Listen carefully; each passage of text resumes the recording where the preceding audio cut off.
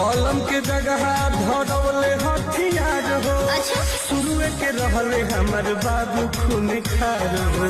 सुना चल गेल घर से पहन के रोज खा दे राजा जी, चल गेल घर से पहन के रोज खा दे राजा जी, जाते जनती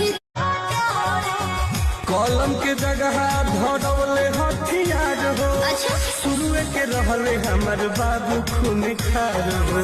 सुना चल गेल घर से पहन के रोज खा दे राजा जी, चल गेल घर से पहन के रोज खा दे राजा जी, जाते जनती